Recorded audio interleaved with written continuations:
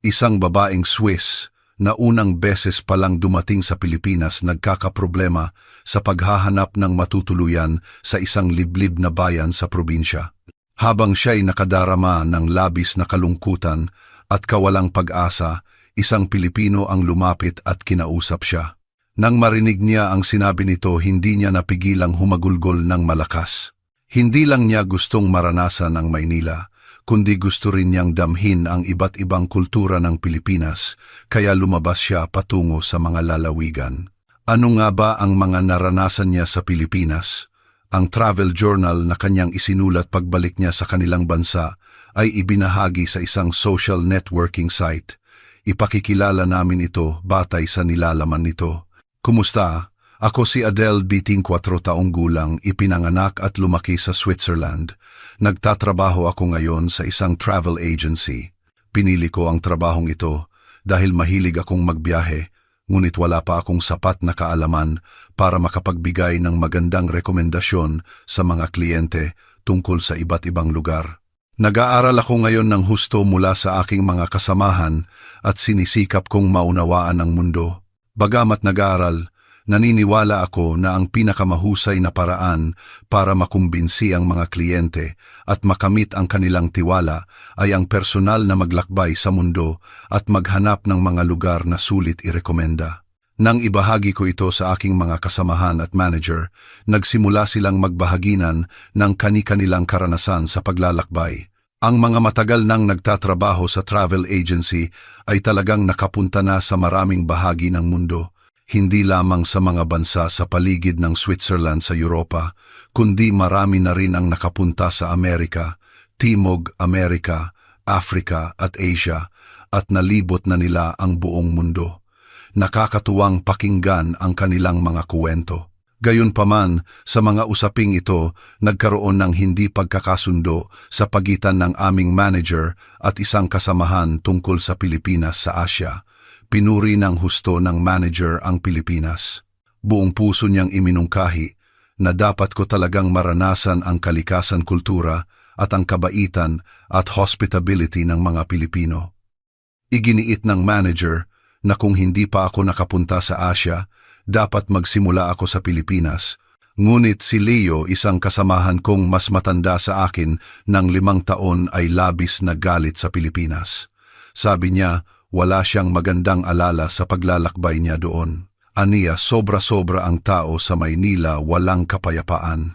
Magulo ang sistema ng tren, LRT, at hindi mo talaga mararating ang gusto mong puntahan.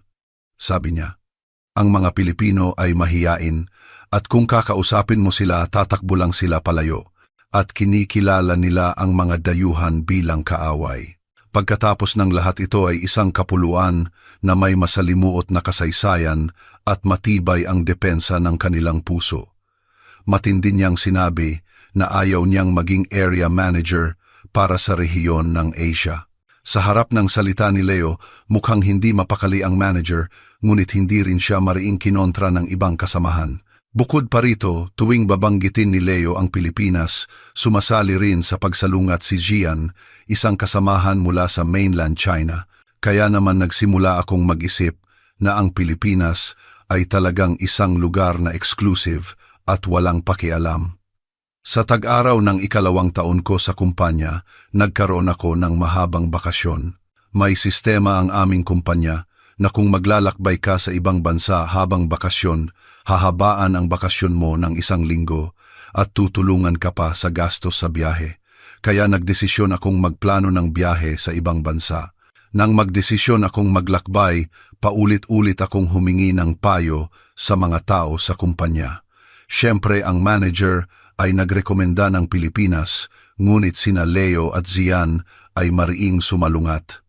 Sabi ni Gian, ang mga Pilipino ay walang damdamin at malihim.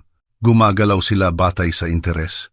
Hindi sila gagawa ng anumang walang pakinabang at hindi sila gagawa ng anuman na walang kapaki-pakinabang sa kanila. Huwag kang makisalamuha sa kanila. Dahil galing siya sa kalapit na bansa, ang mga sinabi ni Zian ay parang totoo at nakakumbinsi. Gayunpaman, dahil sa kanilang mga salita, nagdesisyon akong pumunta sa Pilipinas. Sino ba ang tama Ano ba talagang lugar ang Pilipinas? Anong klaseng personalidad ba talaga ang mga Pilipino? Ang Pilipinas ay naging isang lugar na labis kong interesadong tuklasin. Isang linggo pagkatapos kong dumating sa Pilipinas, naglibot ako sa Metro Manila at Cebu. Ang mga lugar na inirekomenda ng manager ay talagang maganda. Subalit gaya ng sinabi ni Leo, napakaraming tao sa Maynila. Para sa akin na hindi sanay sa lungsod na may ganito karaming tao, nakaramdam pa ako ng pagkahilo. Pero pagkatapos ng ilang oras, nasanay na ako. Nang masanay ako sa mga lansangan ng Maynila, napansin ko na ang mga Pilipino ay gumagalaw ng may kaayusan saan man sila naroroon. Hindi lang iyon kapag nagpakita lang ako ng kaunting pagkalito, may mga Pilipino na lumalapit sa akin ng may kabaitan. Kapag nahihirapan ako, dahil hindi ko naiintindihan ang Filipino, naghahanap pa sila ng Pilipinong marunong mag-Ingles para tulungan ako. Hindi lang ako ang tinulungan ng mga Pilipino. Sa Maynila, ilang beses kong nasaksihan ang mga Pilipino na lumalapit sa mga taong nahihirapan at nagtatanong kung kailangan nila ng tulong. Hindi na ito aksidente. Para sa kanila marahil ito ay isang normal na pang-araw-araw na gawain. Sa tingin ko para sa kanila hindi ito isang gawa ng kabaitan o friendliness, kundi isang damdamin na natural na tulungan ang sinumang nahihirapan. Gusto ko ring pag-usapan ang isa pang sinabi ni Leo, ang transportasyon sa Maynila. Talaga namang ikinagulat ko ang LRT at MRT sa Maynila. Maraming linya ng tren sa Maynila at may mga tren din na pumupunta sa iba't ibang lugar.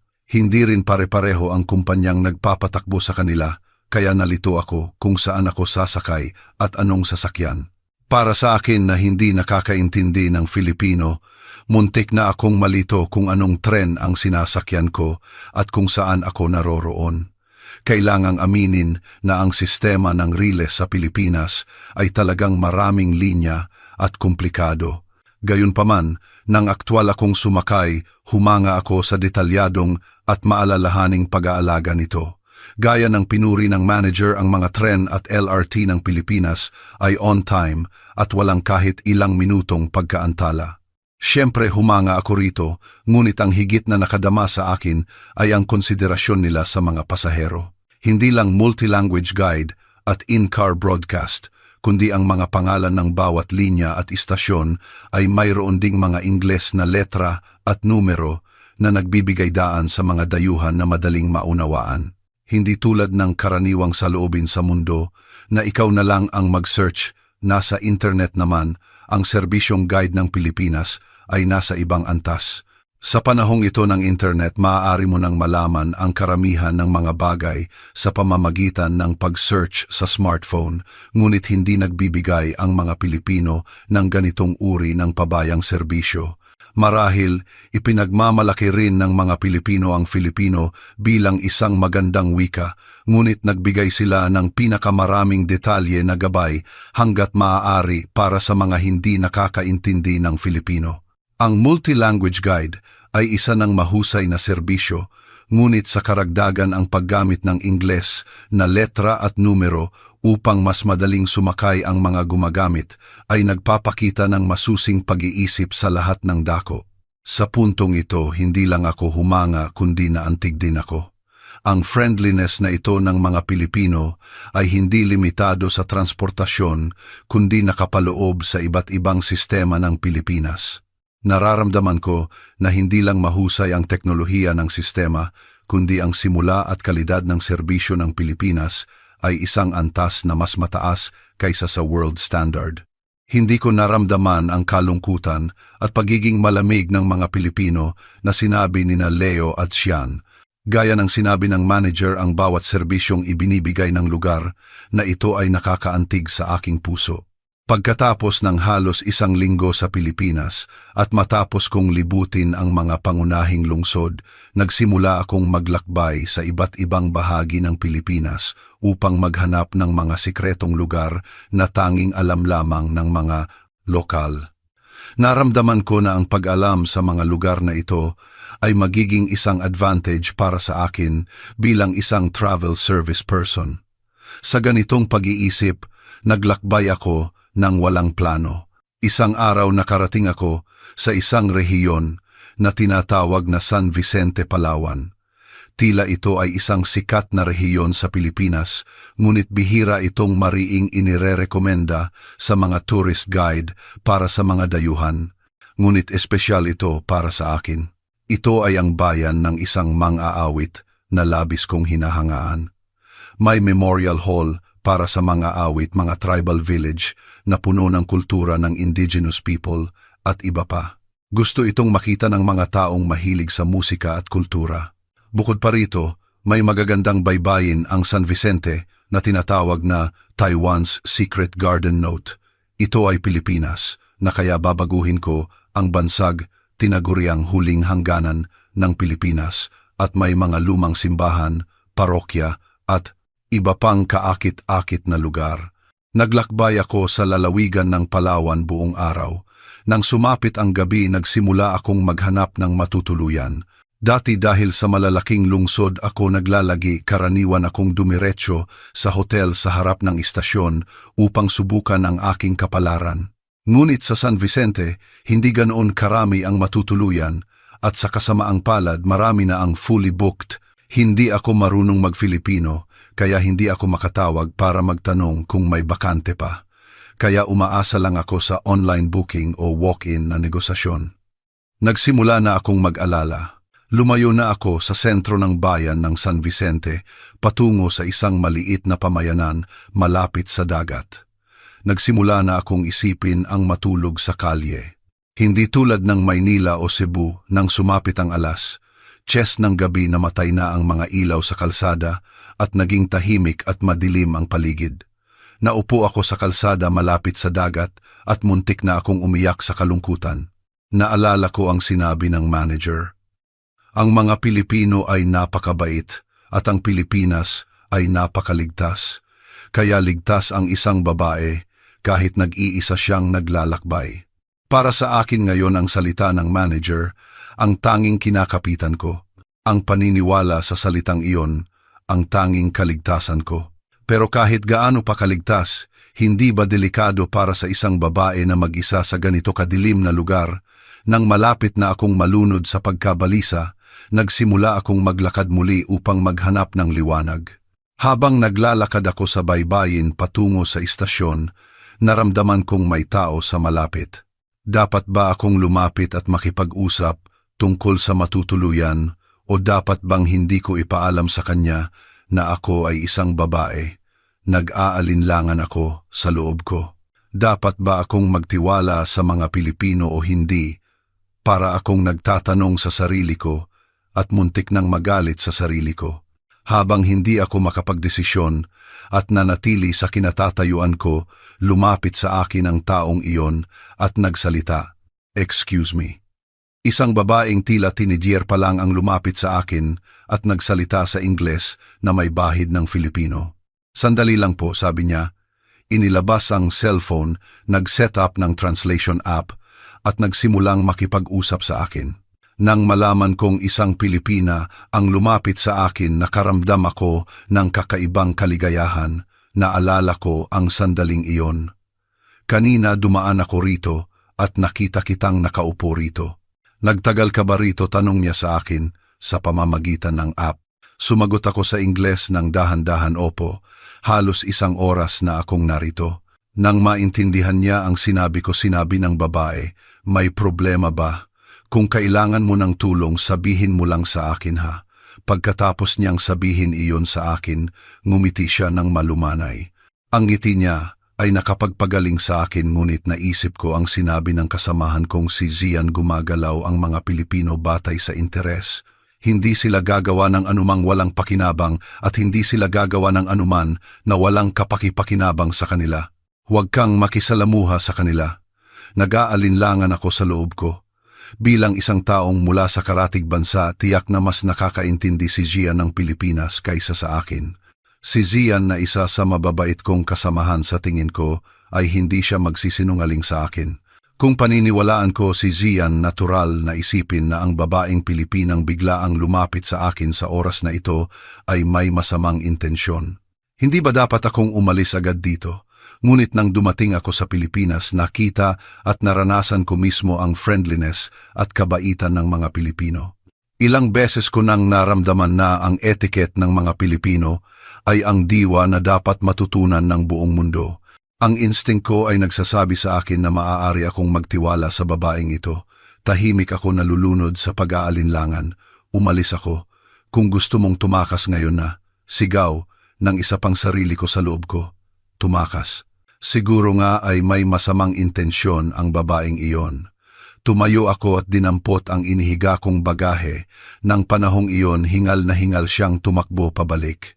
May dala siyang boteng inumin mula sa convenience store. Agad niyang binuksan ang app at kinausap ako. Pwede mo ba itong inumin?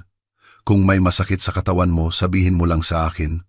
Pagkatapos magsalita ng app, iniabot niya sa akin ang sports drink at mineral water. Tiningnan ko ang nag-aalala at hingal na hingal niyang mukha at hindi ko naramdaman na siya ay isang taong gustong mandaya sa akin. Kahit gaano pa kaalam ni Zian ang kasamahan kong mula sa mainland China sa mga Pilipino, hindi ko na pwedeng hindi pagkatiwalaan ang babaeng ito. Salamat, sabi ko sa kanya sa Filipino na may bahid ng banyagang accent, kinuha ang tubig mula sa kanya at ibinalik sa kanya ang sports drink at sinabing inumin natin ito ng magkasama.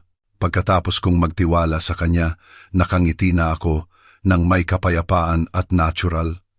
Pagkatapos nag-usap kami tungkol sa isa't isa, tungkol sa sitwasyon ko, kung bakit ako naroon at kung bakit niya ako kinausap.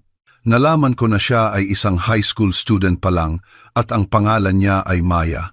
Nakita niya akong nakaupo sa tabi ng dagat habang umuuwi siya mula sa paaralan at nag-alala siya sa akin. Pagkaraan ng isang oras bumalik siya para tingnan ako at nang makita niya akong nandoon pa rin naramdaman niyang may hindi tama kaya lumapit siya para kausapin ako.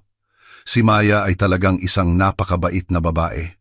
Talagang nag-alala siya sa akin. Nang maisip kong muntik na akong tumakas, sa taong ito nagsisi ako sa aking kahangalan. Sa malayo at liblib na baybayin ng Palawan, ang aking kalungkutan ay lubos na napagaling ng kanyang kabaitan at matamis na ngiti. Nang sandaling iyon may lumapit sa amin mula sa likod. Ito ay ang mga magulang ni Maya. Nag-alala si Maya sa akin kaya't pumunta ang kanyang mga magulang upang tingnan ang sitwasyon. Nang marinig ng kanyang ama ang nangyari mula kay Maya, sinabi niya sa amin sa pamamagitan ng app pa, kung nahihirapan ka, huwag ka nang makipag-usap sa ganitong lugar, halika sa bahay namin. Magapunan tayo ng sama-sama at magpahinga ka. Hindi ako makapaniwala sa aking narinig. Hindi ko sila hiningian ng anuman, ngunit inanyayahan nila ang isang dayuhan na hindi nila kilala sa kanilang bahay. Kung ako ang nasa sitwasyon nila, baka hindi ko man lang naisipang gawin iyon. Nang marinig ko ang sinabi ng ama ni Maya, hindi na ako nag-alinlangan pa sa kanila. Maraming salamat sa inyong imbitasyon, sabi ko at nagsimula kaming maglakad patungo sa kanilang bahay habang nag-uusap kami ni Maya at ng kanyang mga magulang. Mula nang dumating ako sa Pilipinas, nakakita ako ng mga Pilipino na maalalahanin at mabait sa sinumang nahihirapan anuman ang kanilang pinagmulan. Siyempre alam ko na hindi lahat ng Pilipino ay ganyan, ngunit tiyak na mas marami ang mabait na Pilipino. Hindi ko iniisip na mali sina Leo at Gian.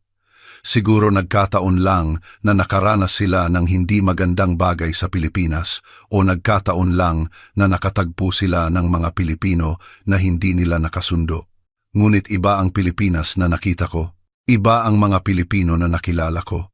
Totoong may ilang mahiyain at hindi kumpiyansa sa kanilang Ingles, ngunit ang kanilang puso ay dalisay. Hindi sila gumagalaw batay sa interes kundi simple at natural silang nag-iisip para sa iba at isinasagawa ito ng walang anumang espesyal na kamalayan. Alam ko na ang Pilipinas ay may komplikadong kasaysayan at maraming hamon sa internasyonal na komunidad, ngunit naiisip ko na kahit sa mga mahihirap na panahong iyon, sila ay isang lahi na may malalim na damdamin para sa mga nasa paligid. Tangila, At naniniwala ako na ang kanilang pagiging bukas at maalalahaning puso sa mga banyagang kultura ang dahilan kung bakit sila nakalikha ng economic miracle pagkatapos ng digmaan at naging isang masiglang lugar. Sa ganitong diwa sa tingin ko ay mali ang pananaw ni na Leo at Gian sa Pilipinas.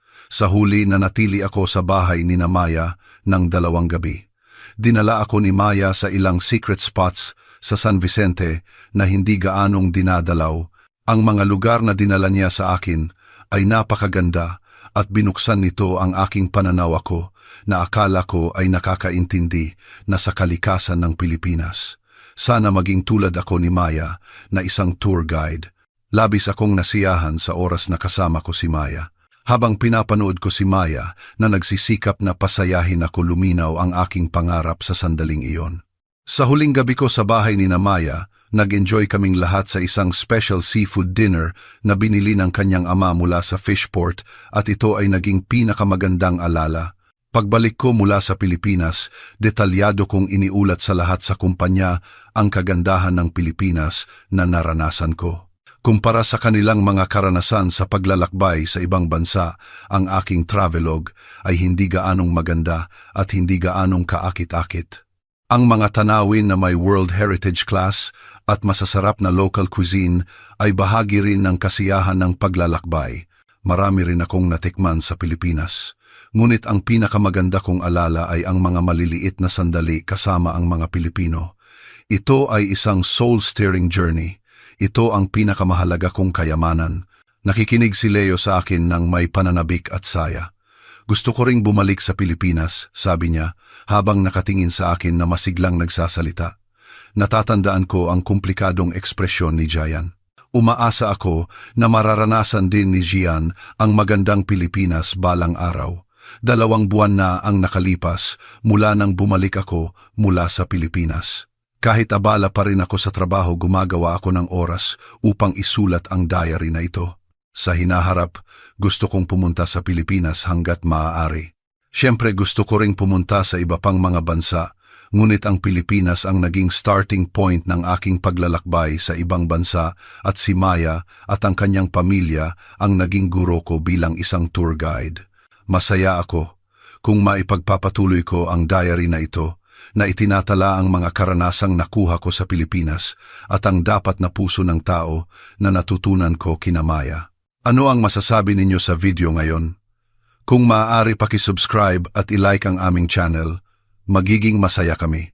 Para kay Adele na nagbago ang values dahil sa pagkikita nila ni Maya, kung mayroon kayong encouraging words o topic na gusto ninyong makita mangyaring ipaalam sa amin sa comment section.